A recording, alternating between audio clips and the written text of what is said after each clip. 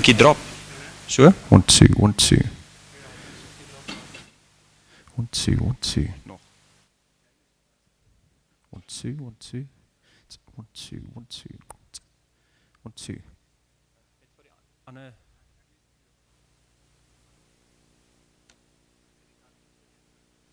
1 2.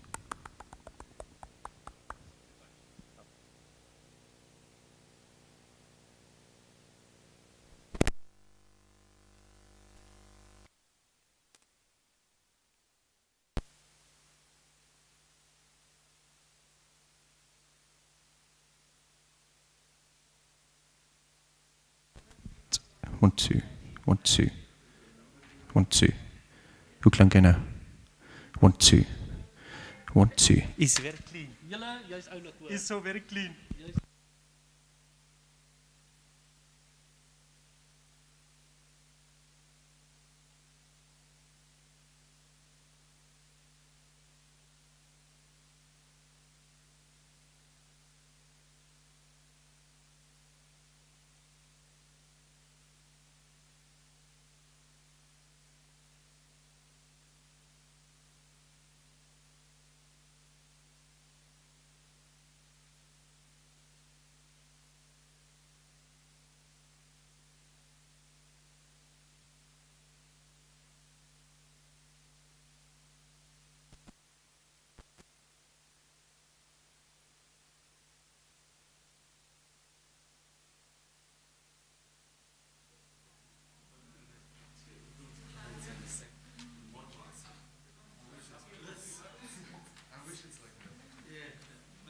Excuse me. Can I check my presentation real quick?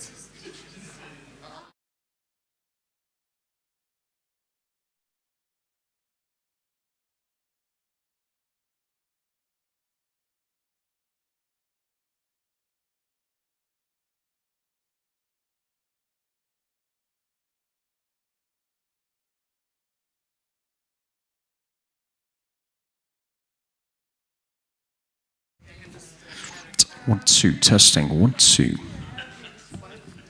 That's the usual story. Good.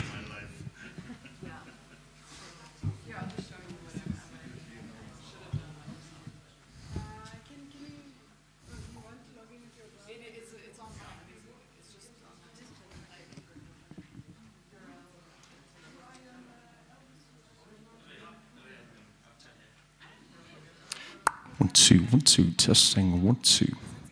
1 2 1 2.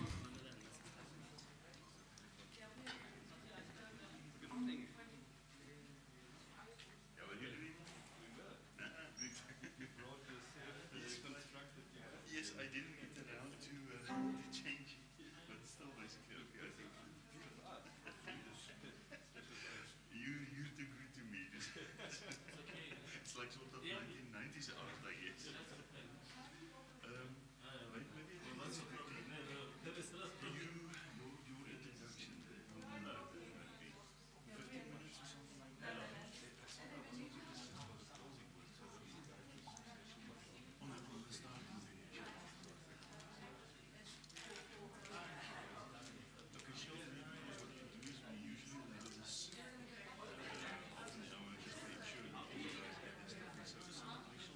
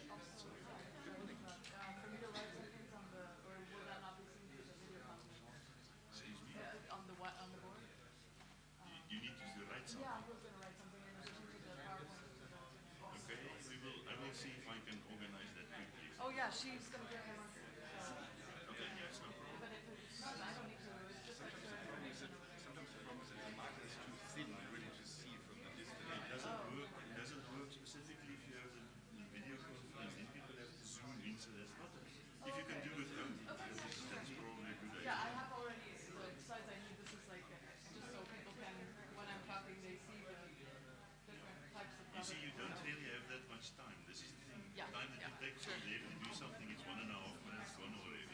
Yeah. Okay. Sorry, it's relentless, this.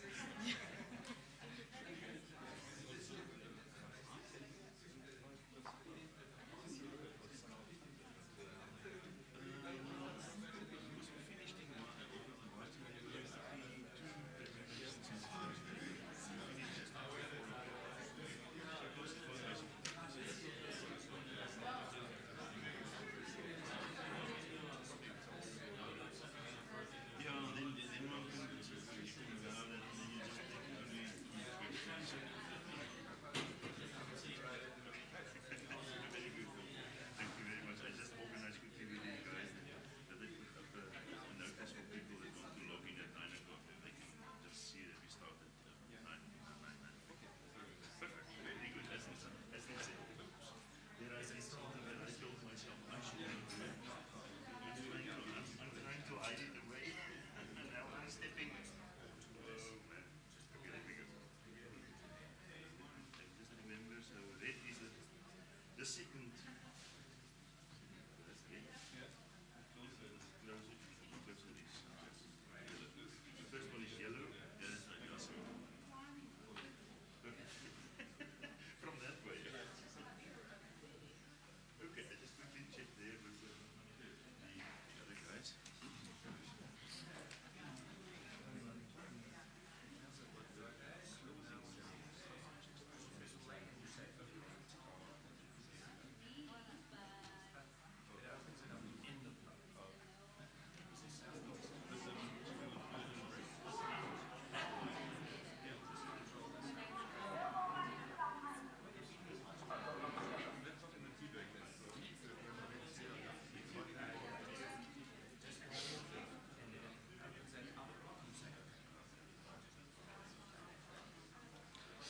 Hi, Manisa. Good morning. Doing well.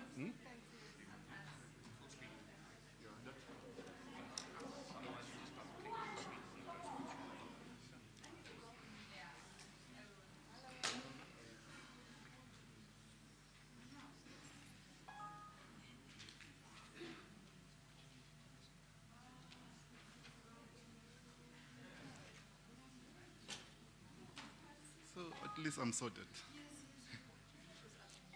I'm happy now.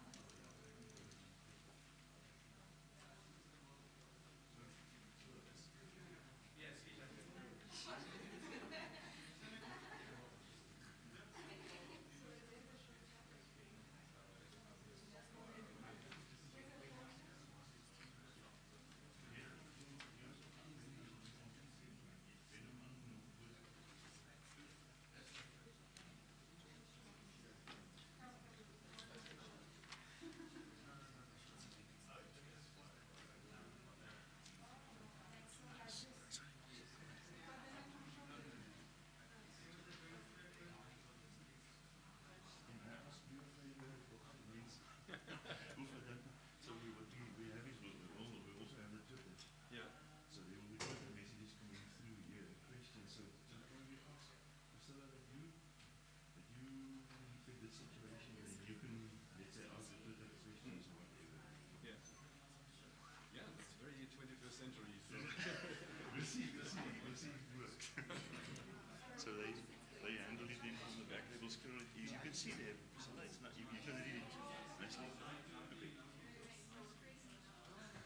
Okay, perfect. Then morning, you guys. How are you this morning? Good. Look so tense. Relax.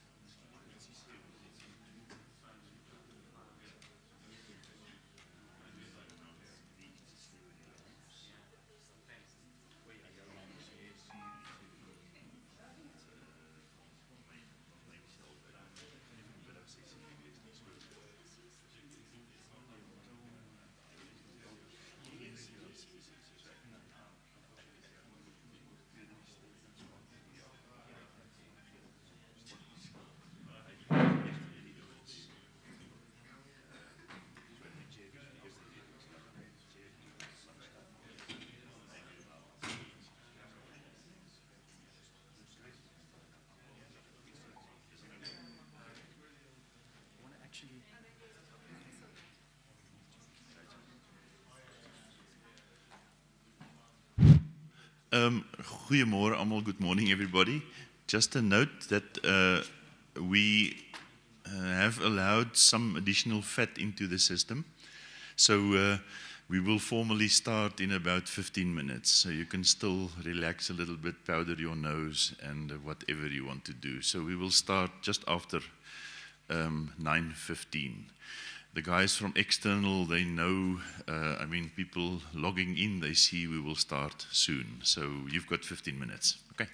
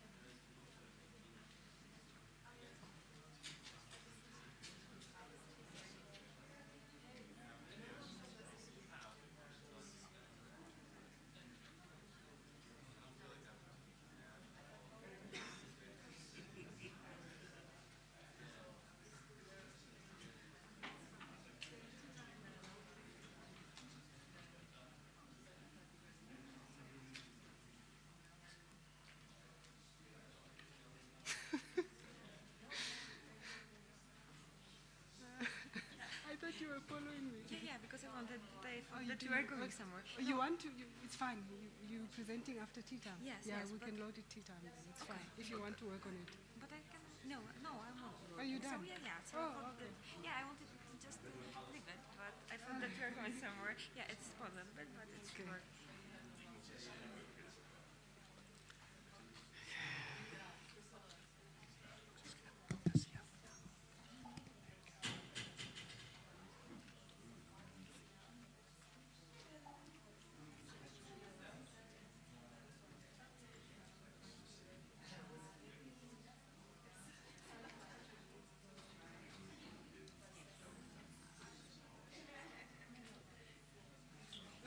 Just write Alexander.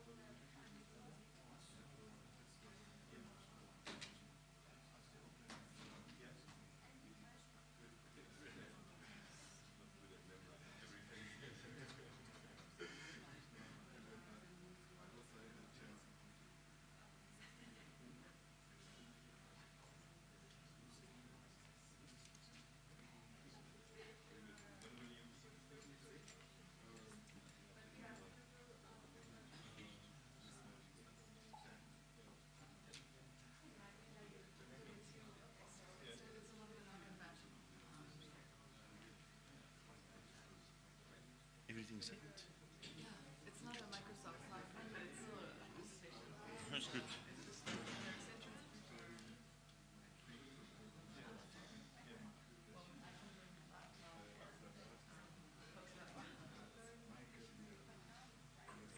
see there won't be time to interswitch it.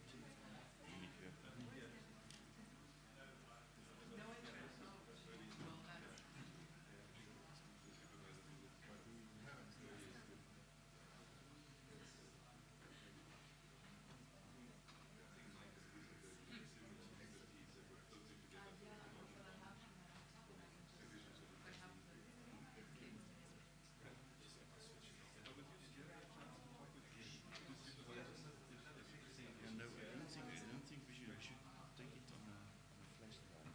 But it's It's only online. Okay, but can't you download it and do the PDF and make it a PDF?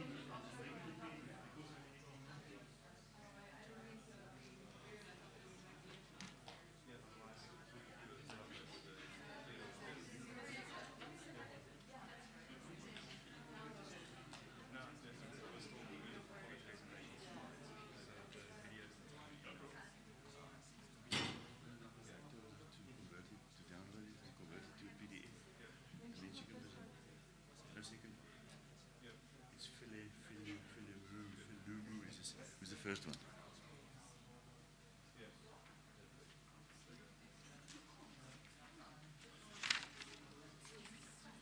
That's the second one, so it's Filuru.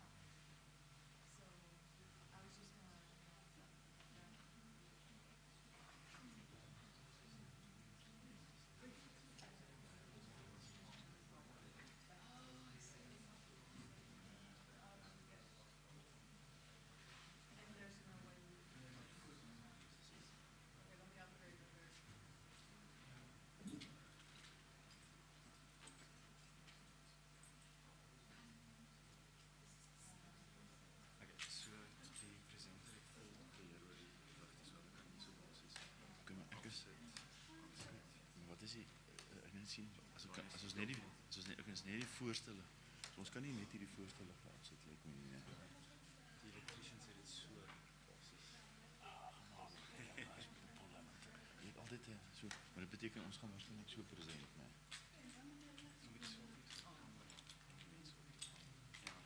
Jy sien ons kan nie ons mag nie lig op die skerm nie. Dan gaan jy nie die skerm kan sien. En dis die probleem. Gaan net dit donker.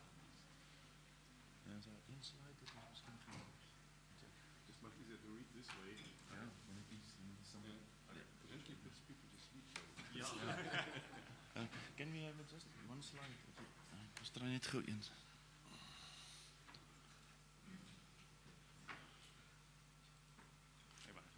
Ek was sommer net.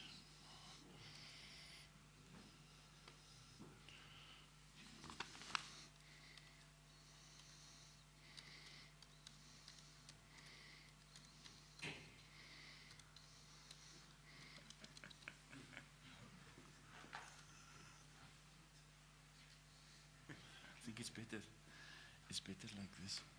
Yeah, this is not going to do. This is also, this slightly bigger. It needs to be this way. I agree.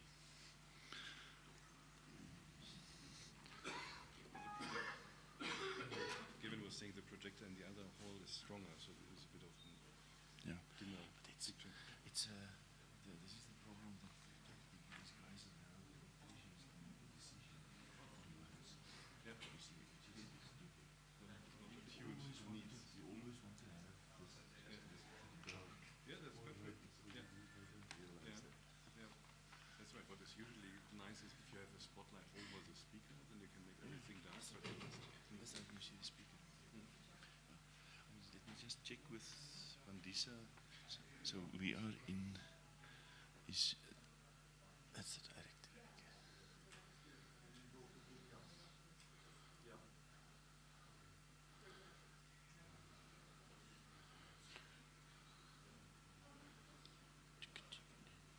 Okay, so if you want, we've got 1, 3, 4, 5, 6, 7 there, yeah. So are they starting the presentations themselves? Or is there somebody starting the presentations for them? What we had in maybe I should just go away from the mic because it's directly coupled. Last time I helped a little bit, but I think I should ask Lisa if she's here. Lisa? Just for the first few ones at least.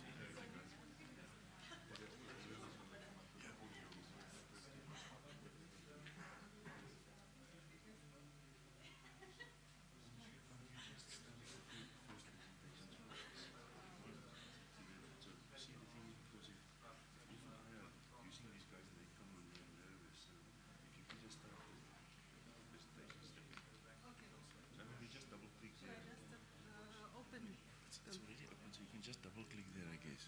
Okay. And then obviously you can start it. Yeah. Okay, so as they come in, It's open. It's open the stream. Okay. Yeah, then. So as they come up, the presentations are already on the screen. Would be great. You can just press F5, then it goes full screen. F5. This should. Oh, this one This also, thing should. yeah, it does. No, it's the other one. Yeah. This pointer, if you just press that one, then it goes full screen. Why is this screen is not stretched out?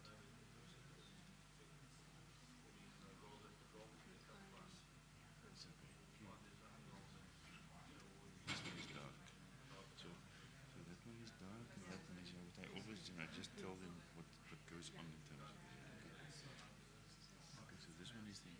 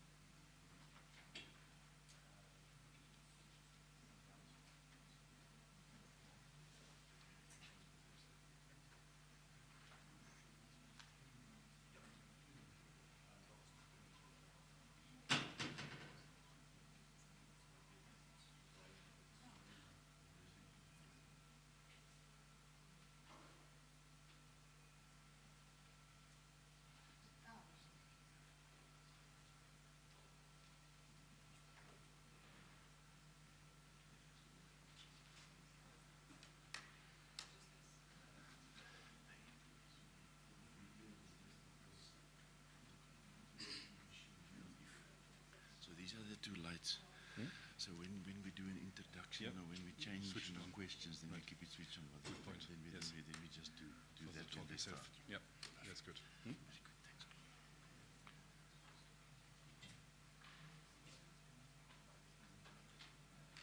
So many of these small things.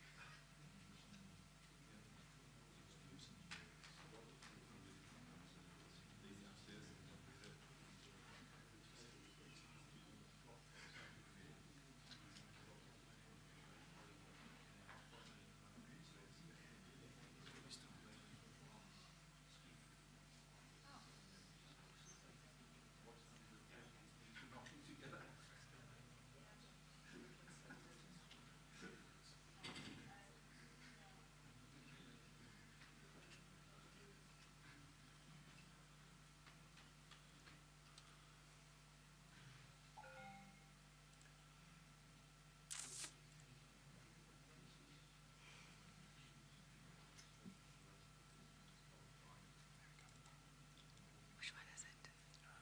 That one. The whole file. You need to Oh, the whole file. Okay.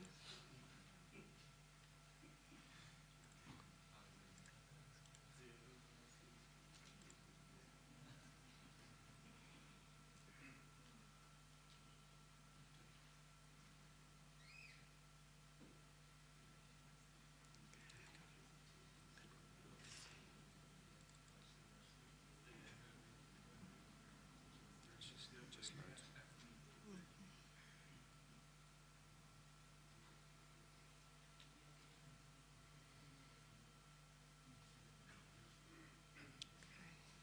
Will she be able to use a pointer with this? Yeah. Oh, okay, sure. Right. No. Okay, it's fine. She'll be able to. So we can start.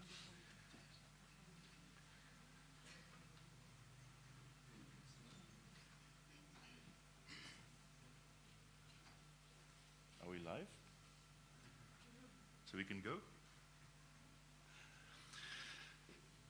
Okay, good morning, everybody. Everyone that is basically here. It's really great to welcome you here, and we look forward to a very interesting day of presentations to all of you young scholars who took the time to come from the ends of the earth to join us here.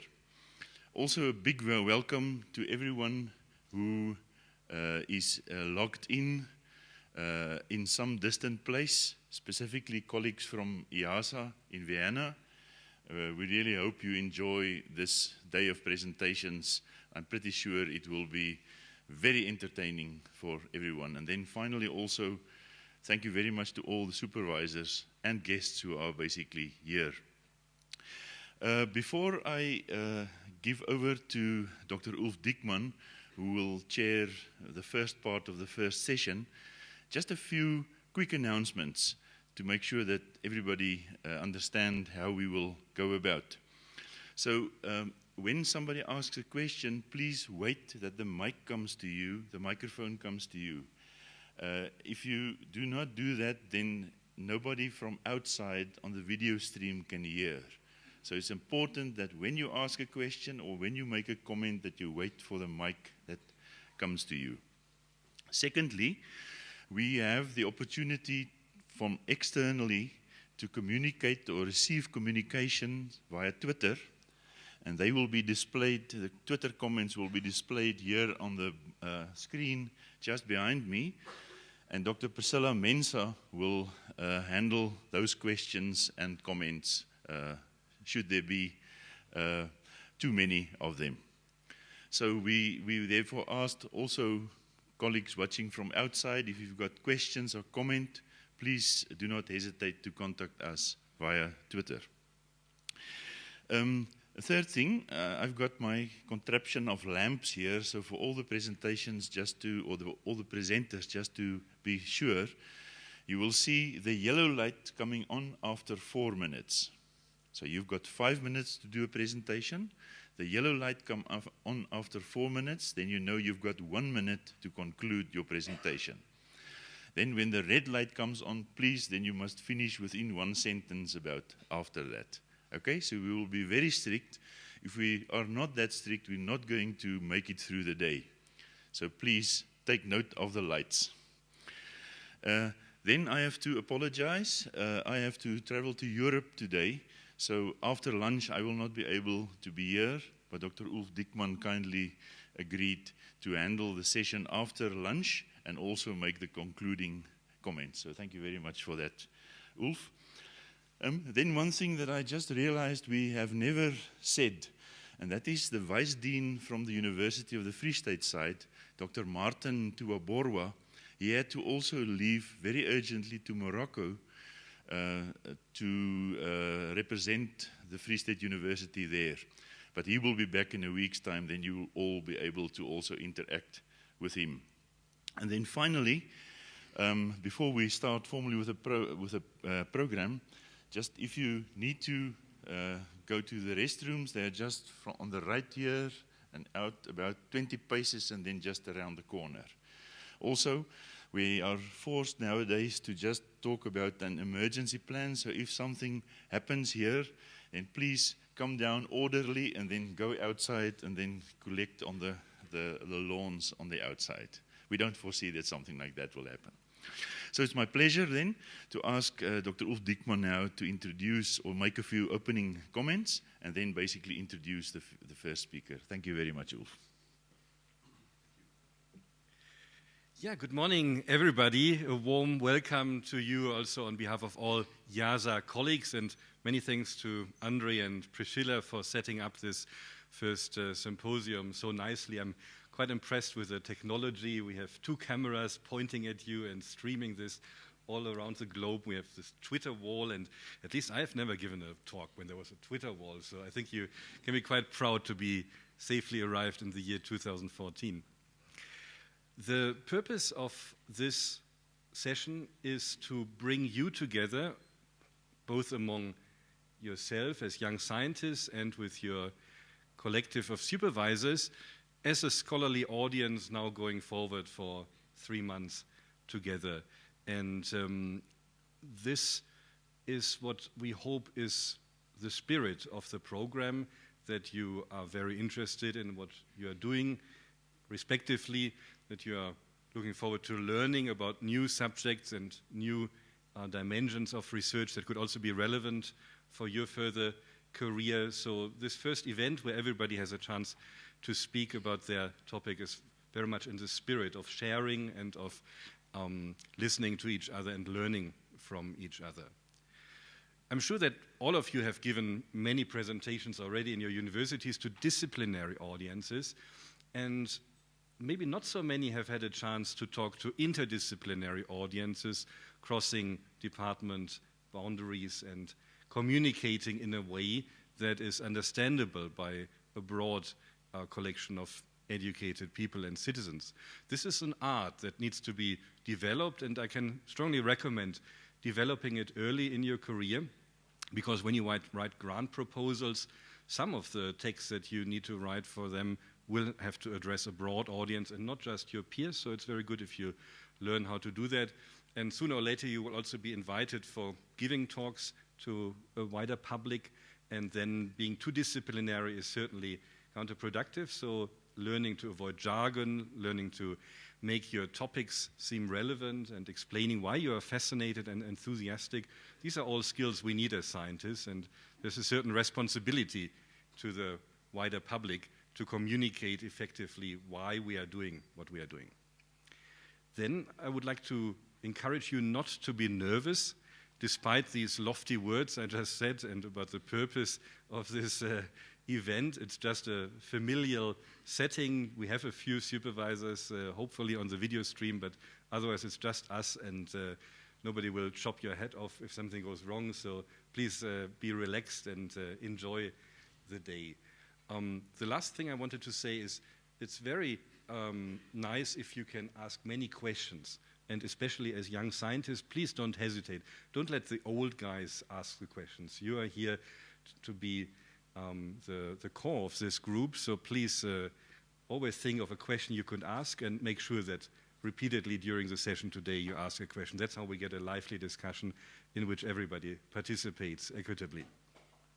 And with that, I think enough said. We can move on to the first presentation. Are the video streamers ready to take on the first talk? Very good. Then I would like to introduce the first speaker, Mr. Emmanuel Velemu from the Institute of Water Research, Rhodes University, South Africa. And as you will see, he will talk about understanding acid mine drainage, salinity, and catchment system.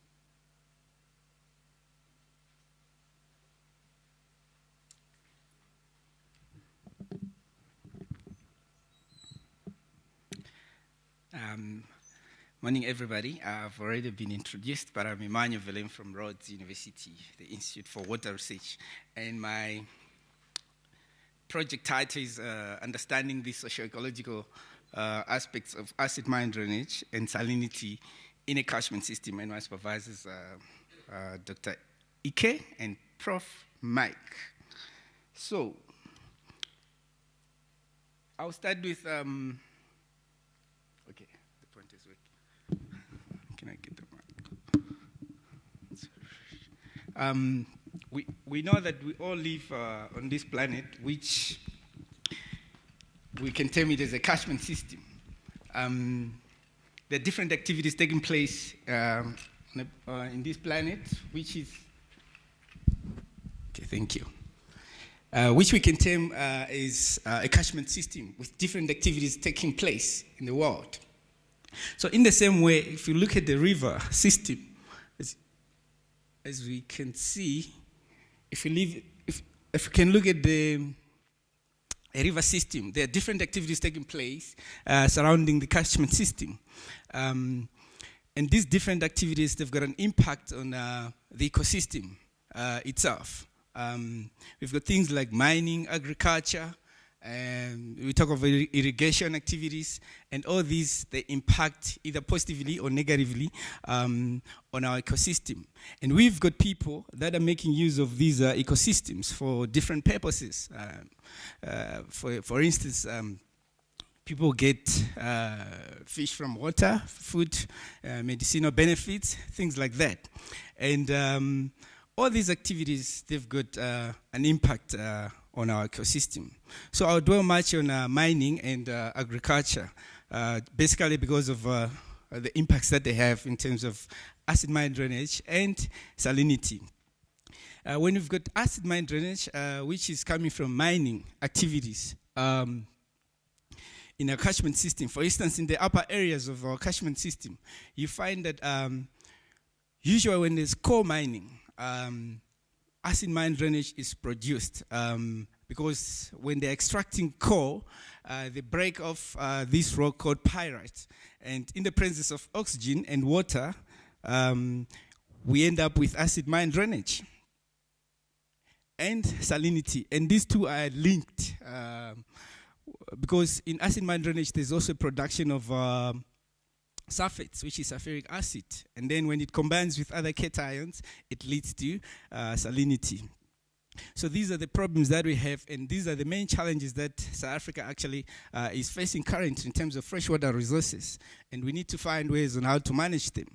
So you find that when we've got acid mine drainage, some of the impacts include the loss of the biodiversity of some species, freshwater species, and also the distribution of some species. You find that some species are only found in a particular area or a section of a river, but when acid mine drainage occurs, which is characterized by highly acidic water, usually at pH of 2.5, of which the normal pH of fresh water is around 7. And most organisms cannot survive in that kind of an environment, so distribution is affected. And also ecological functions of these different species, they are also affected. But then we've got another issue of conflicts in terms of the users, the water users, even the issues of equity, who gets what, the losses, the gains. Those are the issues. That's why my title says the socio-ecological aspects, because I want to look at that. Because in my PhD thesis work, I'm looking at the ecological functions part of it. So here I want to look at the social aspects. So that's why I'm saying the problem is most water management practices usually focus on the ecological aspects and they neglect the social aspects. And this we know that this, the management of water practices with a focus on the ecological aspects alone are no longer rational. And there's a need to do a paradigm shift where we can manage our water resources together. So the aim is to understand the socio-ecological aspects of mining in terms of this and salinity, and so that we can formulate inclusive water quality guidelines for South Africa. Understand how water managers cope with combined stresses brought by acid mine drainage and salinity. So how I'm going to do this is through planning to design some data collection tools like a questionnaire, which should target the key informants, such as the water managers or the sheik managers in a particular catchment, and then get all their inputs and see at the end of the day, if I understand that, to try and design a model combined with the ecological aspects of it in the lab, which is what I'm doing at Rhodes, so that I can come up with a predictive model that can protect the freshwater resources in South Africa. Thank you.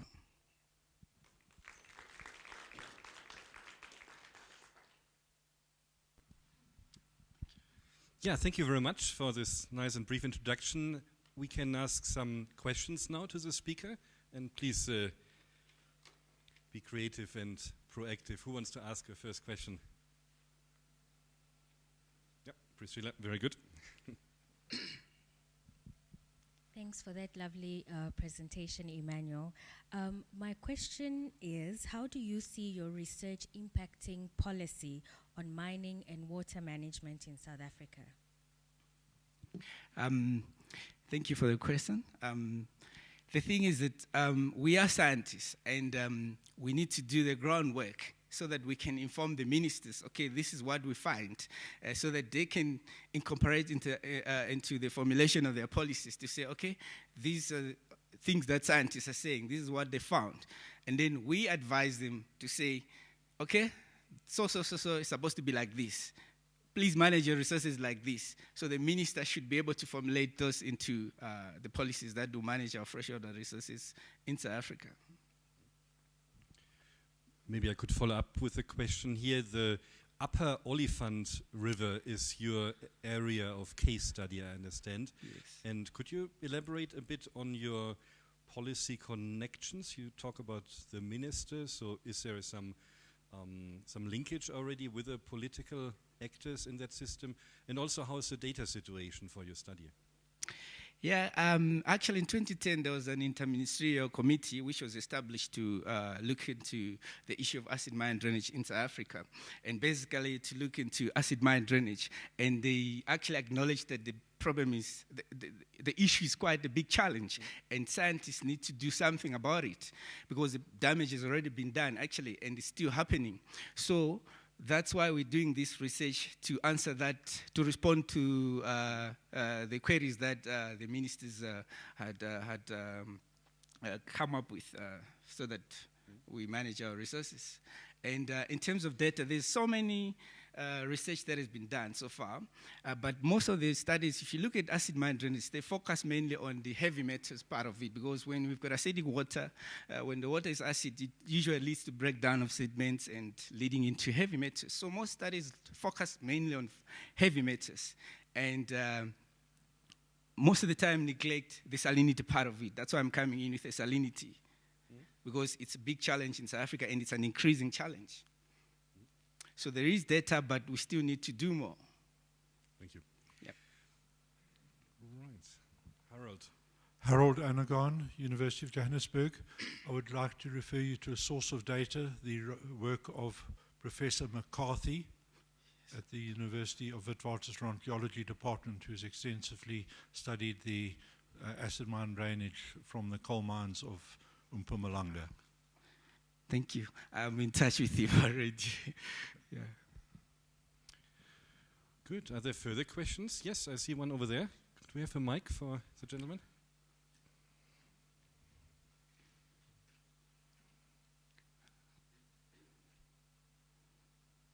Thanks, Emmanuel, for the good presentation. My, say, perhaps a comment, or maybe you can comment on it. Acid mining drainage in South Africa is a huge problem. And one of the things that I've come to realize is mines that have already closed, and the impacts of AMD is being realized or envisaged now. What's your comment on that? Because who should be accountable for that?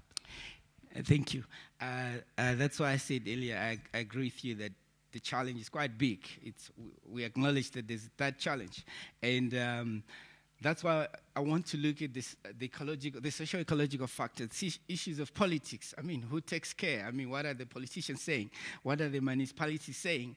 Who is to take charge? Because, like you're saying, I know some of the mines have been abandoned way back, many years ago. So who takes the responsibilities? And those are the issues that I want to look at in my study here. Who is to take charge? Because most of these mines, they try to run away because they don't want to take responsibility. Say, okay, if it's us who damaged the environment, because they are scared of the fines, or they will close their mines, things like that. So I want to look at those issues. Very good. Thank you very much again for the presentations. Another hand for the speaker, please. And then I'm happy to welcome our next speaker, Ms. Maria Rivera from the Department of Geography, University of Maryland, US. And she will be speaking about discovering the opportunity costs of competing land uses in the Virunga National Park in the Democratic Republic of Congo. It's actually changed a little bit, the title and the research focus. Feel free. Yeah.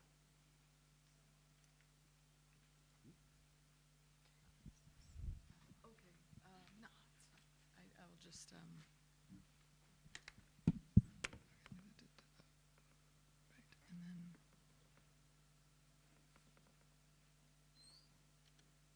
Okay. So, sorry that I'm trying to... there we go. Maybe.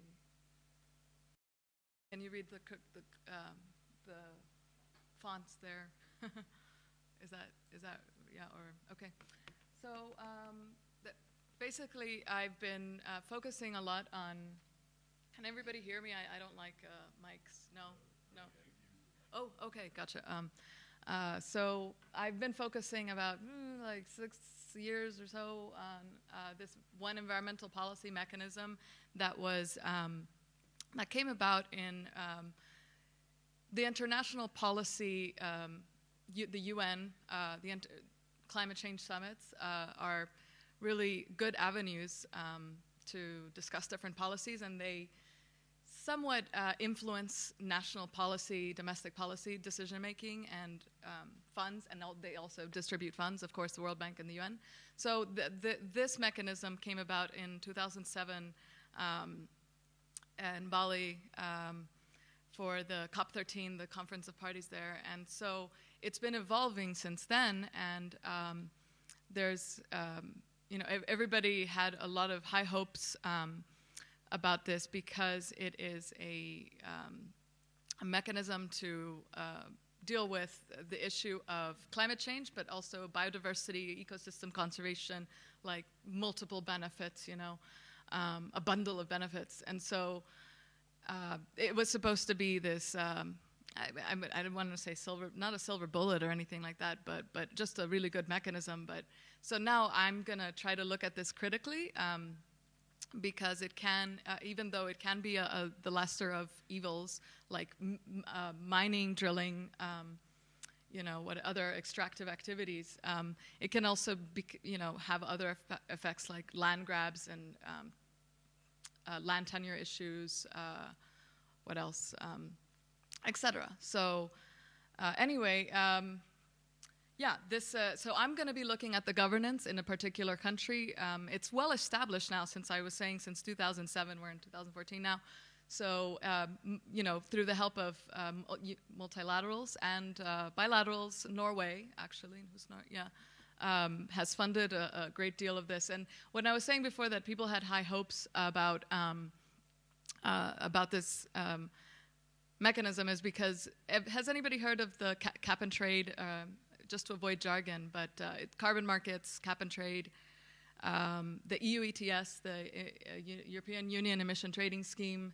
So the US was supposed to have a similar program, and it did not pass the House, did not pass the Senate, but now California does have one and is thinking of including some of these red, reducing emission from deforestation and degradation, because they account for about 25% or a quarter of emissions, more than the transportation sector in the world. So they're thinking of including these red credits. So it is I think a policy that is still viable.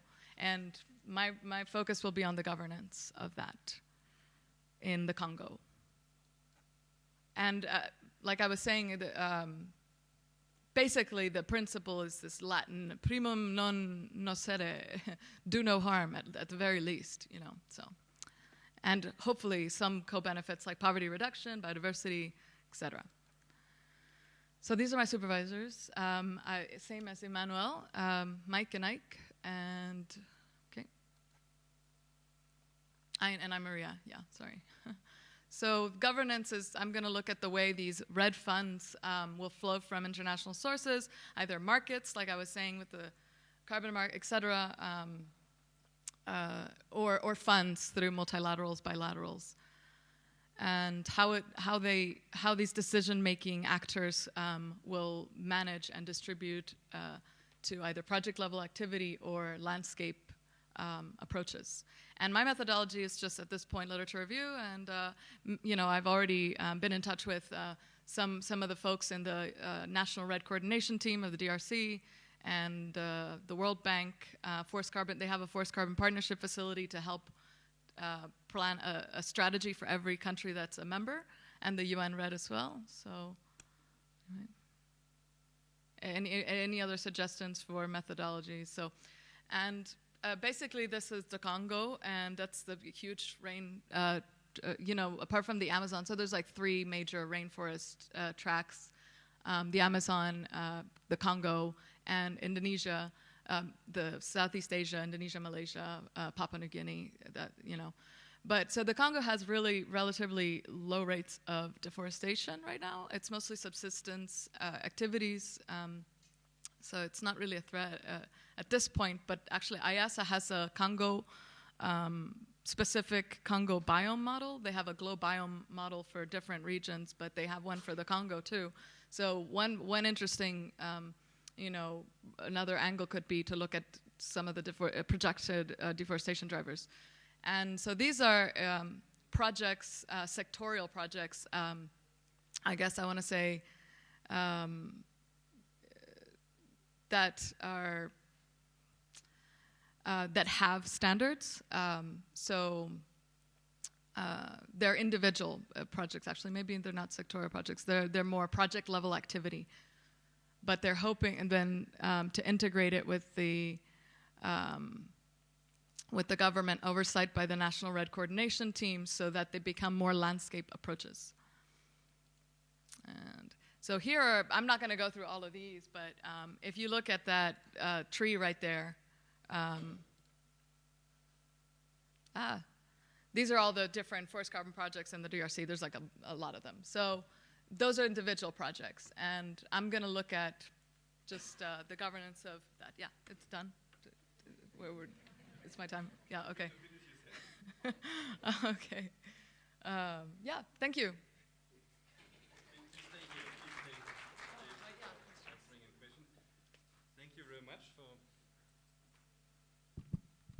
thank you very much for this introduction, and there's always so much more to say in getting a project started than fits into these 5 minutes. So thank you for giving us a glimpse. Would like to ask a question? Yeah, I see them. Thanks for the talk, Maria. I'm Lucas Henneman. You mentioned that deforestation is, I think you said 25% of the emissions in the world. What I guess, land use specific... change, so when you convert, land use change, to be more clear, it's because degradation, so when you clear cut, that's okay, but then you have illegal logging, and then you have other activities that, so just in general, land use change, like agriculture and for timber concessions. What was your question? Sorry. So what are the 25% of the emissions of? Is that CO2, carbon, or? Okay. Basically, that one greenhouse gas, okay. Carbon. Thanks. I wanted to ask about the connection with the YASA model, the GlowBio model. Okay. So that's quite a big model, and requires usually quite careful parameterization for a particular region. So has this been done already, or is that part of your agenda? There's a team already in Austria that focuses on, I think, the different variables, and population being one of them, or something like that. But I would like to maybe learn. I'm supposed to focus on the governance, but I'd be interested in looking at what there is an existing team, that focuses specifically on the Congo biome model. And you would use that as some input into your considerations? Yeah, of course. I see. Yeah, Okay. sure. Right, any other question? Yeah, there's one in the middle, please.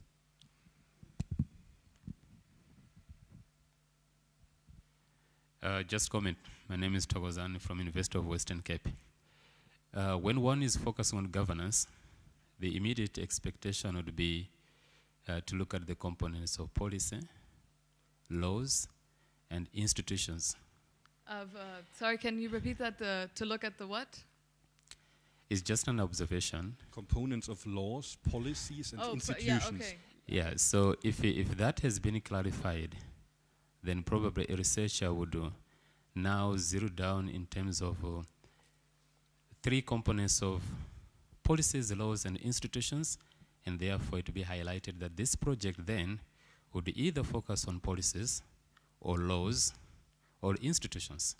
And if institutions have been chosen, then one also looks into breakdown of institutions, whether the focus is on mechanisms or structures and or responsibilities or roles of that institutions. And so sorry. No, that's good that you mentioned institutions, because Mike and Nike gave me a really good framework for thinking about different types of actors, hierarchical actors, egalitarian actors, individual market actors, and the interplay of all of these actors and institutions. And so the goal is to reach not consensus, but compromise, and be multiple voices, basically public participation processes, And then from South African perspective, I think we have lots of the frameworks for governance, and one probably would want to explore those frameworks and then try to contextualize the governance framework that can be used in a particular context. It's just a reflection. You can explore the possibilities of doing that. Thank you. Okay, thanks. Yeah, maybe room for some further discussion after the talk. So sure. Thank you very much. And one more hand for the speaker, please. Good, so we are still roughly on schedule after the first 2 talks. Now the next one is to be given by Mr. Elvis Koana, I hope I pronounced it roughly correct, from the Institute of Environment and Sustainable Development, University of Antwerp in Belgium.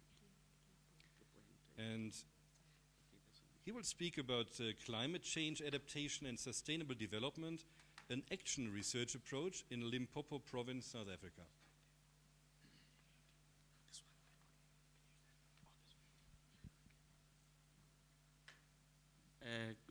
Good morning, everyone. My name is Elvis, and my theme is the. Let me see this. Okay. Oh, good. Yes, my theme is the social acceptance of land use requirements for renewable energy projects in South Africa. My supervisors are Dr. Vane and Nada. And there's just a brief introduction to set a context. The South African government has set very ambitious human and climate adaptation and mitigation goals, and historically, South Africa derived most of its energies from fossil fuels for many reasons. And as a signatory of the Kyoto Protocol and the Copenhagen Accord, the SA government is tasked with mitigating climate change, but also to take opportunities that comes along with climate mitigation and adaptation. And hence, energy demand and job creation and climate change concerns have increased the focus on renewable energy projects in South Africa. And realizing climate adaptation and mitigation goals and contributing to human development, it will require a very representative government models, also because considering the land ownership issues in South Africa. Literature suggests that large-scale renewable energy projects around the world have experienced opposition from local communities. For these reasons, the development is involuntarily imposed on the public's locality. The technologies are unfamiliar to the public has no decision-making power, or the development is for corporate profit rather than for local benefit.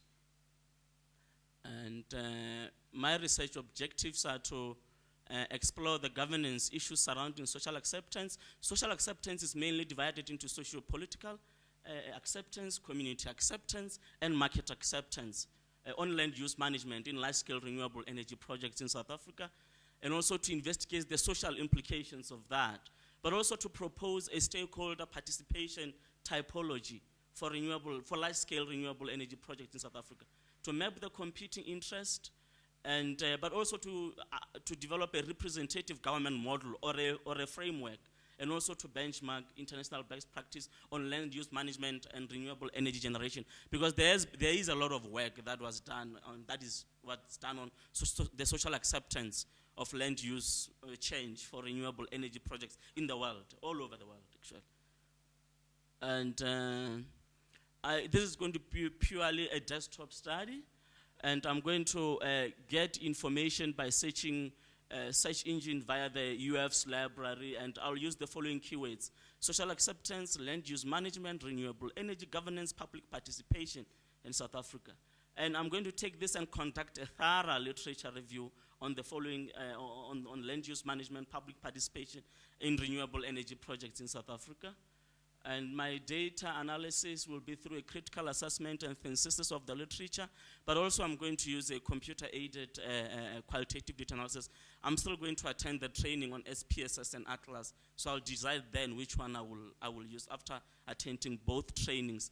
And I'll create a public participation typology for this large-scale renewable energy projects, and together with that, I'll create or build a representative governance model, or a framework for renewable energy projects in South Africa. Thank you very much for your attention. Thank you very much. Very good, and thank you for keeping to the time schedule so meticulously. Questions?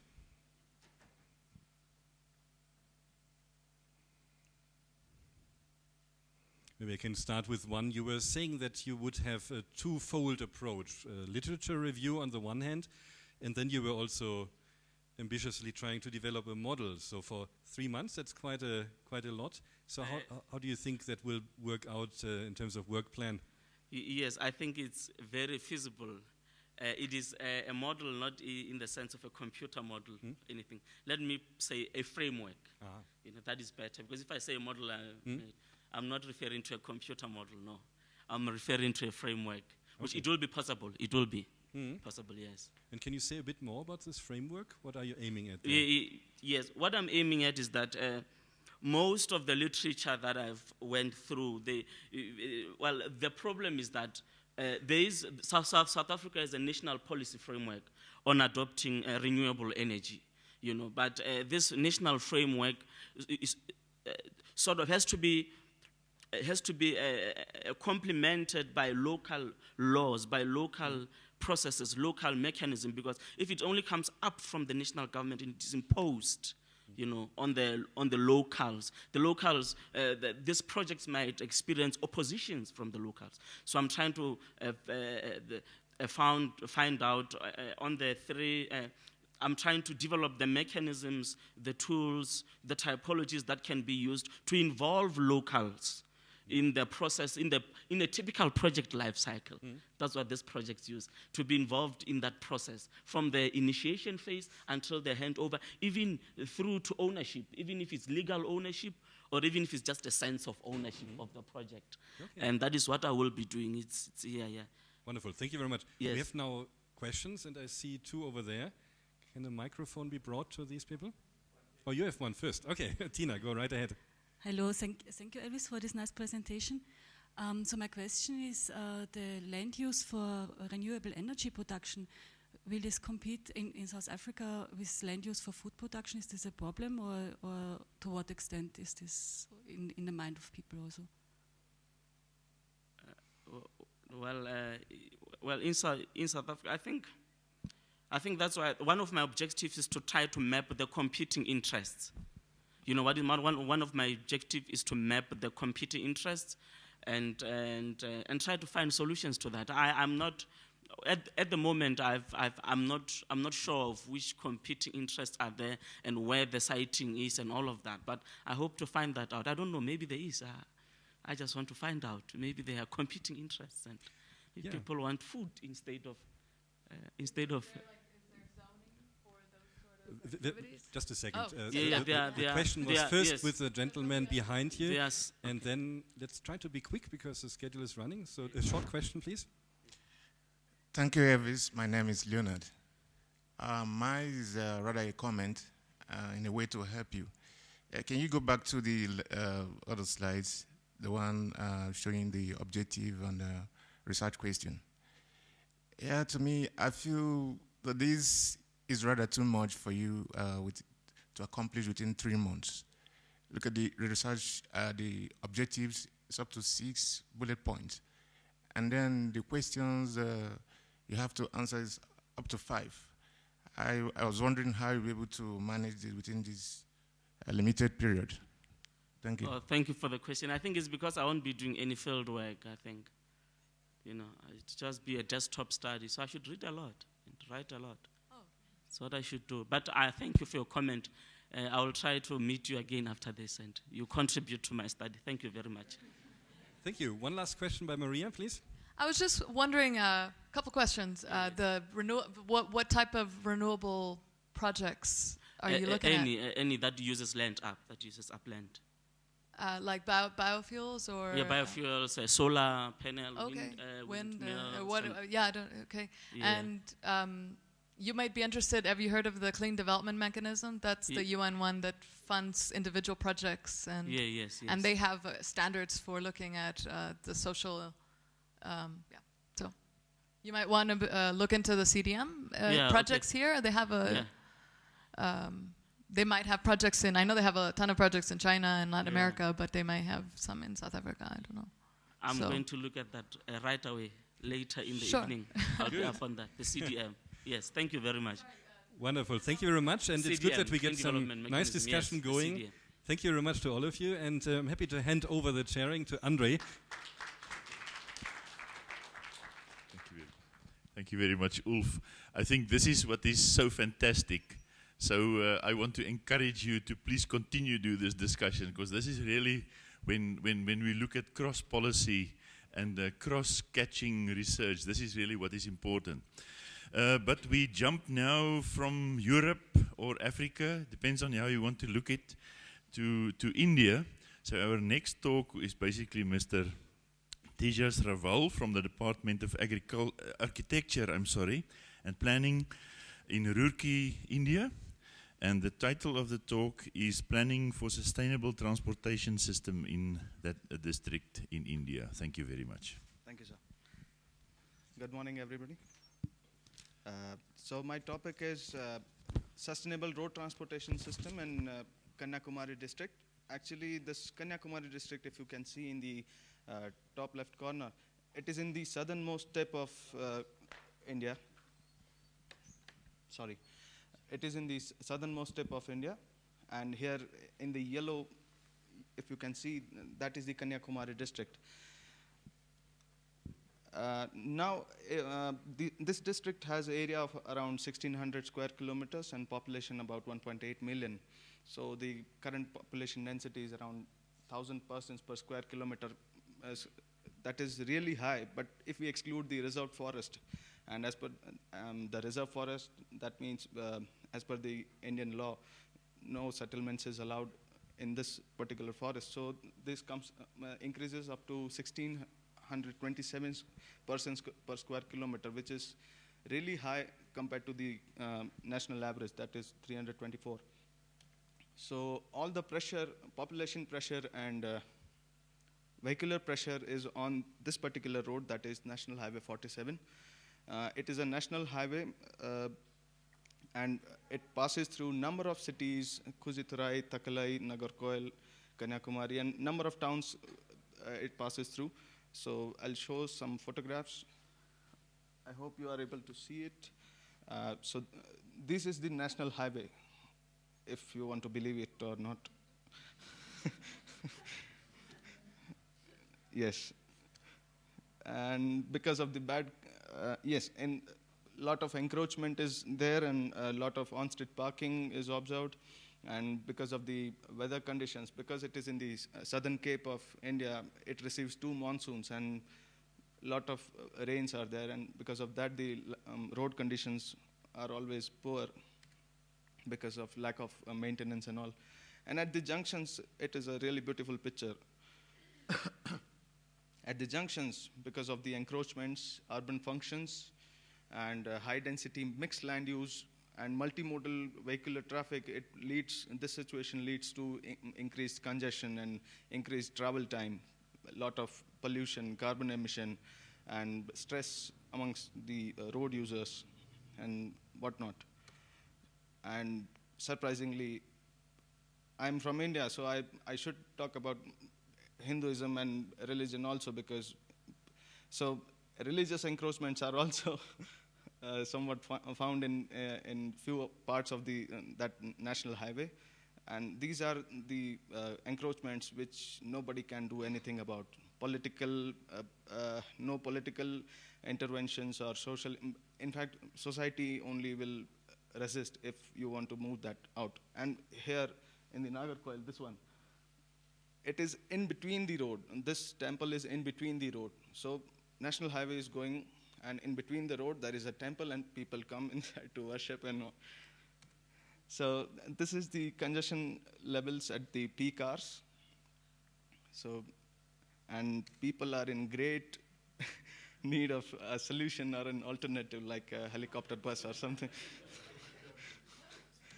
So, but as a scientist, we should not think of impractical solutions. So, for scientific point of view, here the research question is to analyze the impact of road transportation infrastructure on social, economic, and environmental sustainability of the Kanyakumari district. And here are the parameters that I have listed, which I would be considering for my research. And here the Kanyakumari district is considered to be a system, and it has various subsystems, as you can see in the figure. It has environmental subsystem, economic and social subsystem, which interacts with each other very dynamically, and which are they are interlinked and interdependent to each other. So, and the road transportation is considered to be the driver of for the sustainability of the region. So the hypothesis is, if improvement in the road transportation infrastructure is done, then the mobility and the congestion reduces, and consequently it will lead to the sustainability of the region.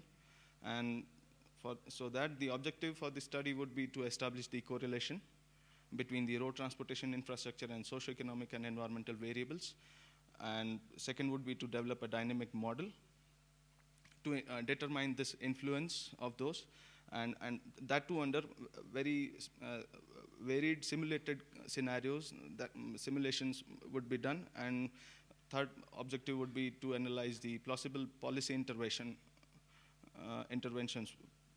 So the methodology for the this research would be data collection that I have already done, and partial statistical analysis is also done, and dynamic modeling approach would be envisaged by system dynamic modeling or agent-based modeling. I'm not sure. I have to check into that, and I have to read about that modeling part. And what I'm expecting the outcome is the thesis chapter or the research, and a thesis chapter and a research paper. Thank you.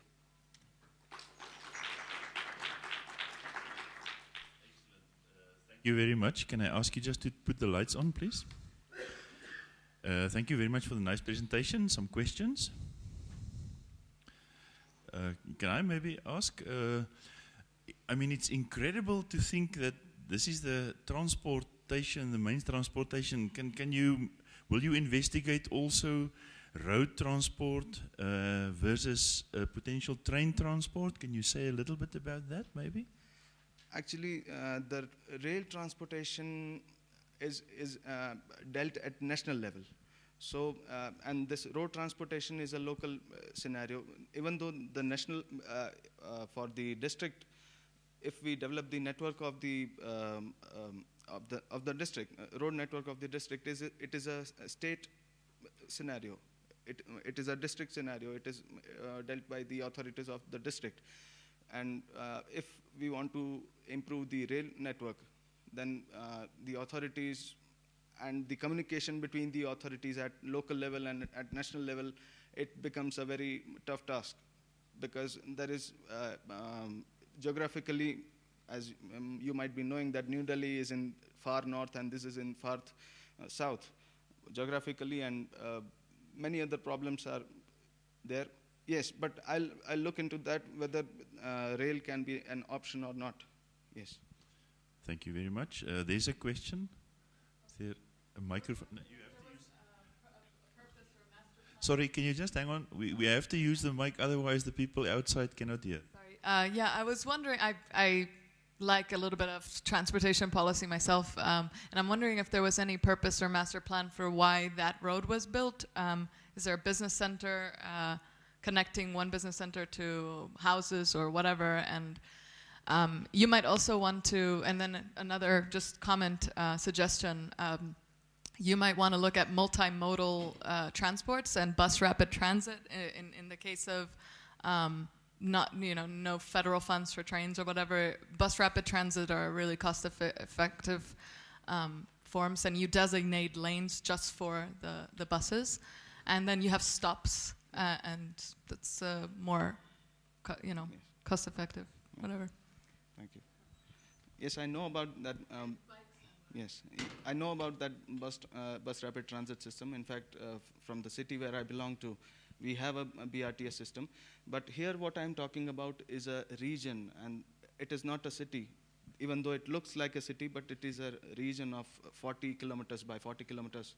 So it is such a big region. And for that, I think what I assume would be to improve the road network and the road infrastructure in general.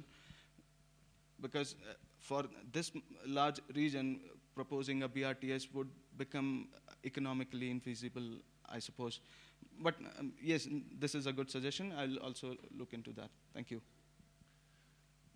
Thank you very much, Tejas. Just one last question. Thank you. I would just like to ask, so is there any other alternate main roads or smaller roads that's available, or? Yes, this is the national highway, the black line you are seeing. This is the national highway, and a number of roads, district roads are also there. That is what I'll be working on, how to strengthen those district roads and secondary and tertiary roads, so that the pressure can be reduced on the national highway, and overall how to achieve the sustainability from particularly transportation point of view. Okay, thank you. Thank you. Thank you very much, Tejas. Can we thank him again? It's time for our next speaker. Now we come back to Africa again. And it's Serge Kubanza from the School of Geography, Archaeology and Environmental Studies at the University of the Witwatersrand. And his topic changed a little bit. Very nice change. So the new title is Some Happy, Others Sad. Exploring Environmental Justice in Solid Waste Management in Kinshasa in the DRC. Thanks so much. I can see that some people here are stressed, some other happy, some other sad, but myself, I'm happy.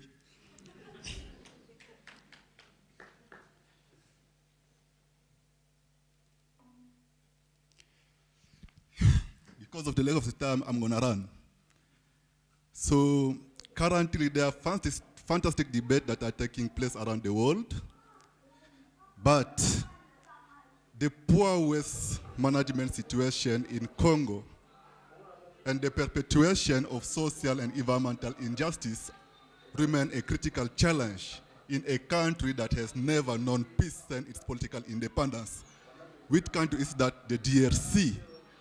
People are suffering, living in unhealthy environment, as you can see the pictures. I want to show you the entire video because it's 3 minutes. So maybe you will see me after the presentation if you need to watch the video. So I just try to create this video for you to see what is going on, how people, how the poor are living in unhealthy environment. Can you help me, please? Can I go to the next slide?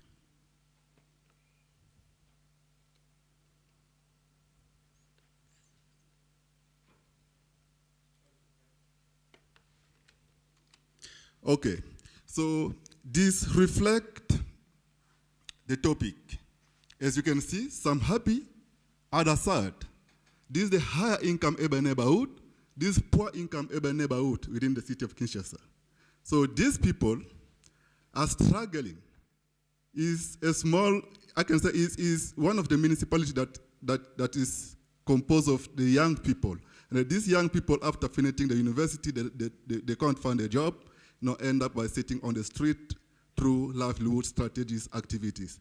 And these livelihood strategy activities help them, to pay their fees and to help their parents, their mothers, their cousins, their nephews. Then these people, mostly they are the politicians, they are the ones who are leading the country. And then you can see the picture, the way in which they are living in better condition, better sanitation, clean environment, while their counterpart in urban neighborhood, in urban poor neighborhood are living in poor environment. So this is my research question. To what extent is solid waste management a problem of environmental justice in Kinshasa? In what ways do environmental and social injustices manifest themselves in solid waste management in Kinshasa? What barriers exist in solid waste management in Kinshasa? And then what governance mechanism and technological solution can be pursued to bring environmental sustainability and justice within the city of Kinshasa? So to answer those questions, this objective will be pursued.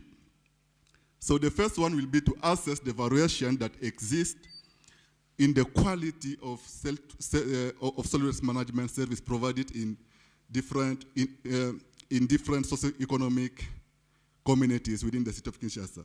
So we'll also try to identify the barriers that exist against the creation of an efficient solid waste management system in Kinshasa.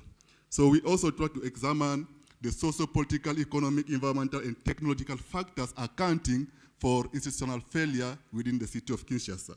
And then we'll propose a socio-political and governance mechanism for efficient solid waste management in Kinshasa. So this is the system analysis premises. You can read it, and then while I'm trying to explain the application of the system analysis. So the population are the one who are producing waste within the city of Kinshasa because the household produce waste.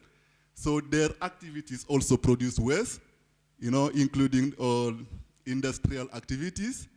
So this leads us to solid waste, and then the government must take the responsibility to this. They have to apply some technical procedures to manage solid waste within the city of Kinshasa. And then when solid waste is managed, it will lead us to environmental sustainability and justice within the context of city of Kinshasa. So this is my study areas, and then the methodology to be used will be a case study and then some empirical analysis. So data will be collected, from literature review and statistical documents. So we will also be conducting a survey among the stakeholders to get first-hand data at grassroots level. I've already spoken this with my supervisors. We've agreed about this.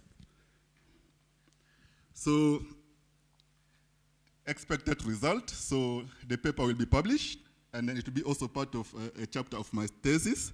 And then this paper will contribute to the knowledge areas of environmental management and sustainable development. I thank you.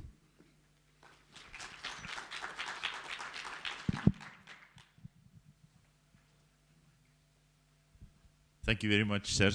Excellent. It's incredible when you look at that video. Some questions? There's one there. While you're going there, maybe a question from my side. Are you speaking also, do you plan to involve the water people also? Because, I mean, this is solid waste management, but obviously it will seriously affect water sources. Okay. Normally, I'm not involved with them, but they can be part because the solution that we are trying to propose, it can be a consensus analysis system to bring all the stakeholders together. So when solid waste management, when we've got solution for solid waste management, it can also, those solutions also can also affect the water system. So within that consensus system of analysis, I think those stakeholders can also try to bring up some input with regard to water problems. Wow. Thank you very much for the nice topic. It's quite interesting. But as you said, some people, they are happy, they don't want to be sad, and the sad don't want to be happy. What could be the challenges you think your study will face? And maybe some of the aspects, for example, politics.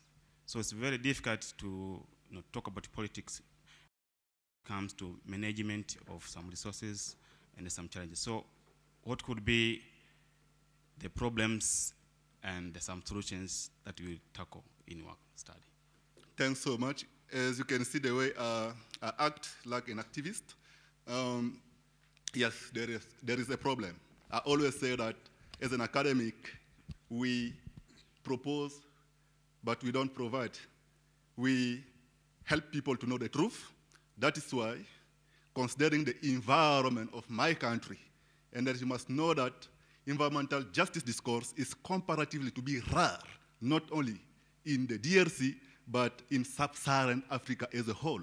When you come up with the idea of environmental justice, they will be against you, the government. There is no freedom of expression. So that is why my contribution would be to write something substantial so that I can publish it, people can read.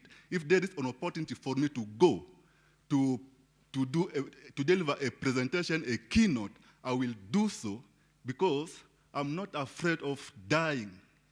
Everyone will die. So the most important for me is to help the people to know the truth. Thank you. Thank you very much. I think we conclude this because we're running a few minutes late. Thank you very much for this. I believe there will be more people happy when you finished with your study than sad. That was basically the last talk in cluster 1, so we now go to cluster 2, that's energy and climate systems. And we get, yes please, you can come forward. It's by Mrs. Carmen Klausbruckner from the Faculty of Law, Johannes Kepler University in Linz in Austria. And she will talk to us about South Africa's energy policies. Thank you very much, Carmen. Thank you for your...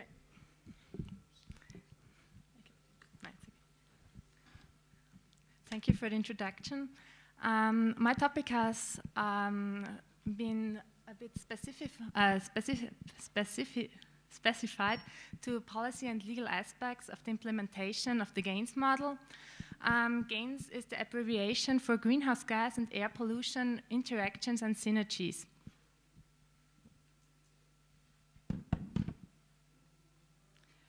Policy decisions should include different aspects and include trade-offs. There are therefore integrated assessment models as a tool for systems analysis can play an important role in providing a basis for these policy decisions.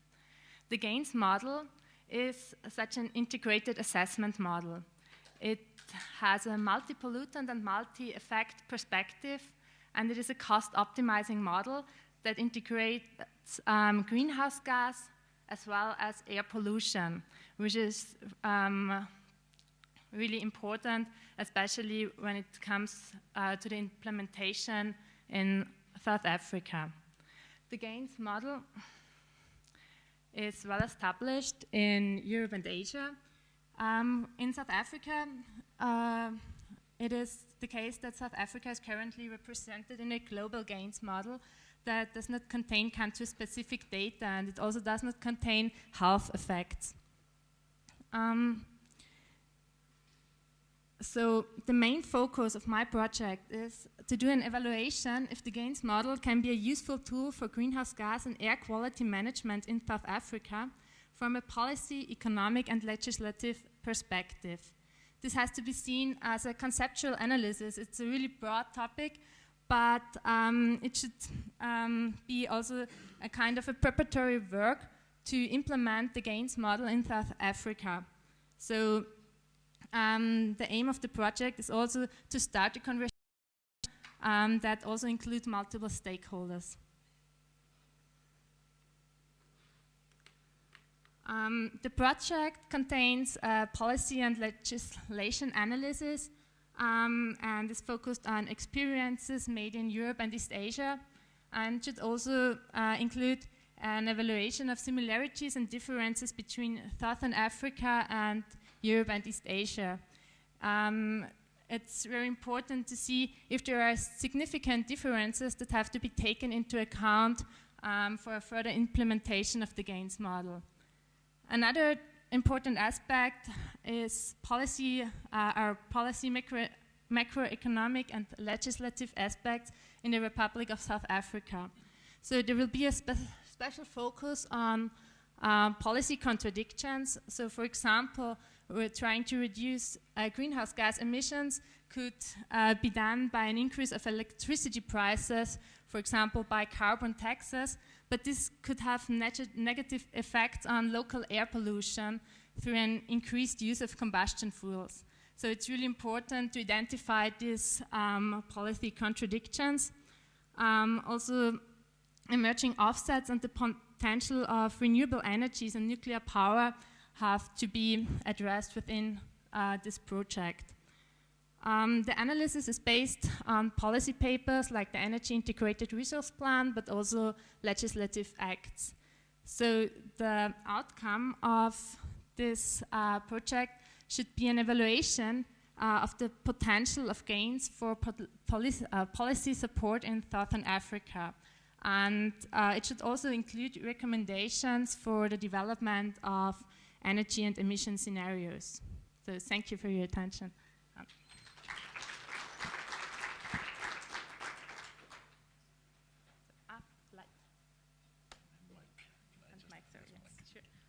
Thank you very much. That is excellent presentation, keeping time. Questions? There's I'll be with you. I was just curious what you meant by contradictions. As the electricity prices go up, it has a negative effect on local. Can you explain that? Yeah, because poor households would then probably switch from electricity to coal. and therefore this would lead to an increased air pollution on the local level, and this should be taken into account, and this is what the GAINS model is capable of, so this is why, yeah, this could be beneficial for South Africa.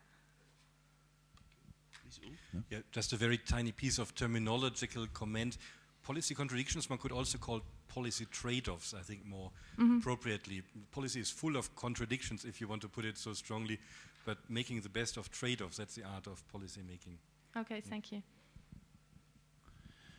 We've got time for another question. Anyone?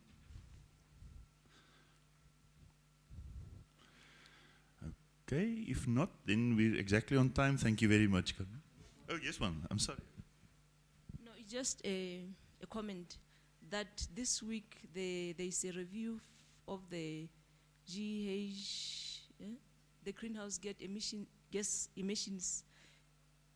They are reviewing the inventory guidelines in Germany. There is a meeting currently taking place there. So I don't know which you'll be basing yourself on, the old guidelines or the new ones. I'm just making you aware that there's a new yeah, sure. review. It should be include the current policy papers, but also because it's also important how the development was. But sure, the most important thing is to look on the future on the future, and therefore include the current papers that have been issued.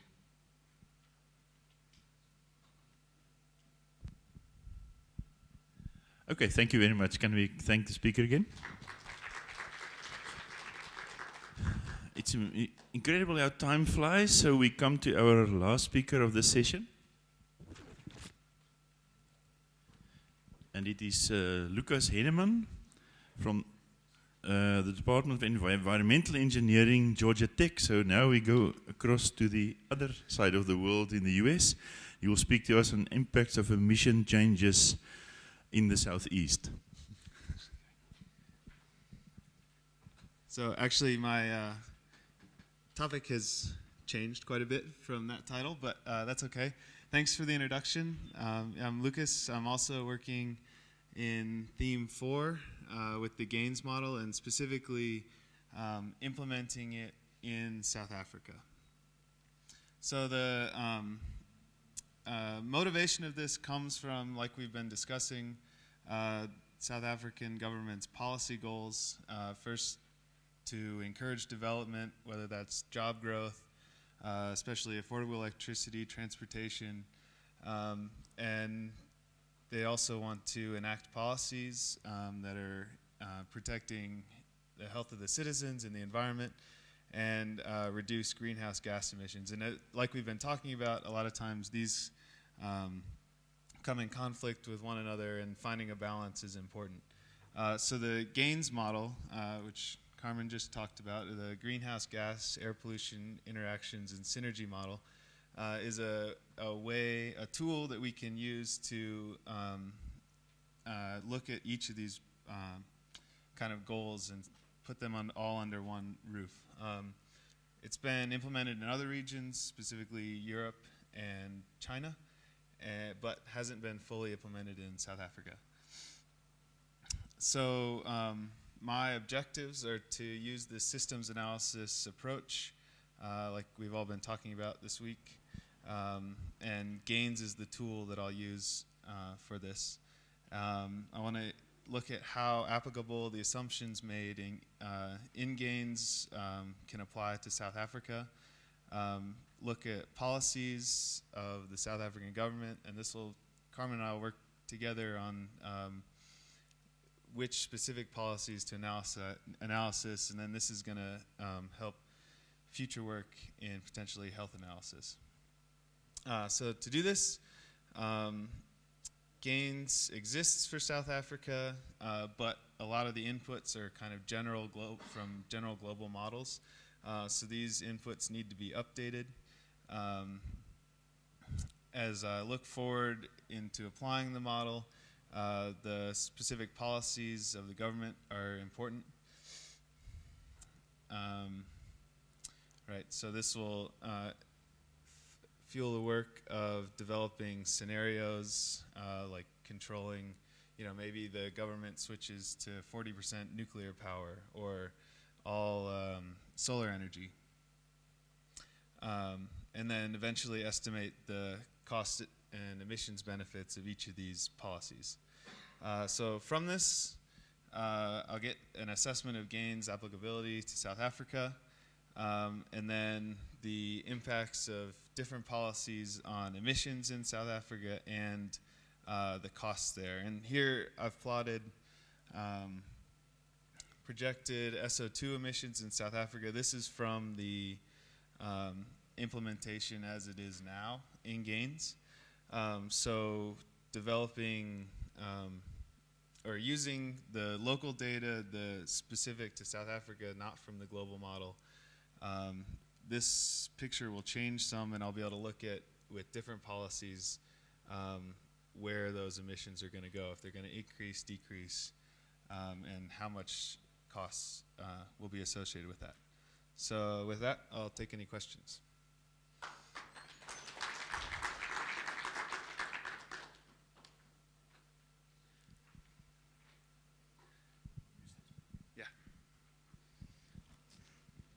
Okay, yes, thanks so much for your presentation.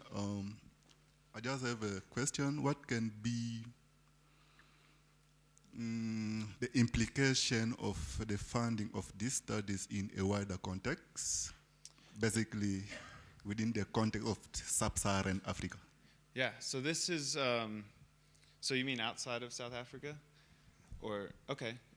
So I guess the way these models work is you want to apply them places where you have good data first and test how well they predict certain things and parameterize them. And then looking outside of that is if you want to spread to further regions, you can then gather data, use it in the model, and get similar results.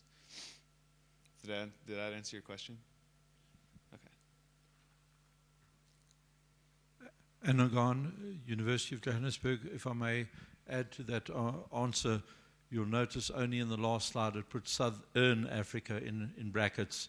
The gains model is essentially a regional model which would incorporate a larger region, but for political sensitivities, until we have consulted with colleagues in other countries, it would be very arrogant to say that we from South Africa are just going to make a Southern African or Sub-Saharan model when we haven't got any negotiation or mechanism or even the courtesy to first ask colleagues if they would like to join in this project.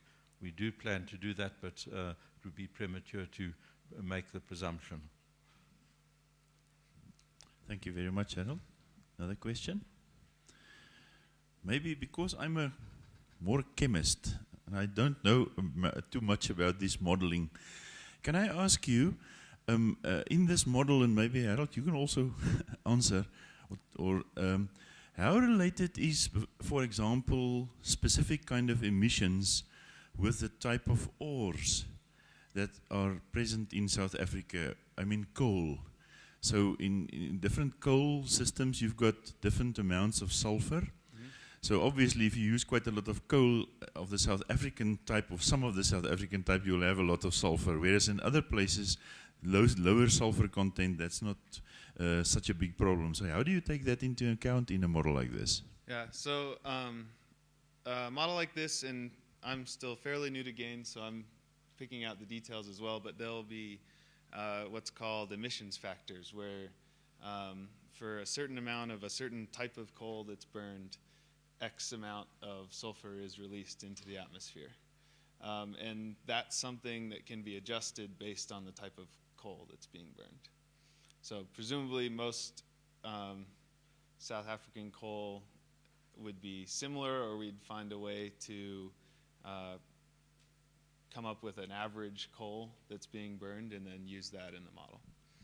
Okay, the projections like this, if the government plans or our electricity supplier plans to introduce nuclear power, then does this model take that into account? So planning in terms of energy productions in a country as such? Yeah, so that's part of these scenarios that we'll develop, and I'll, with the help of Carmen, looking at what are the policies that are going to drive energy production and how those will specifically be manifested in emissions. Thank you very much. Okay, I think there's time for about one question left. I was wondering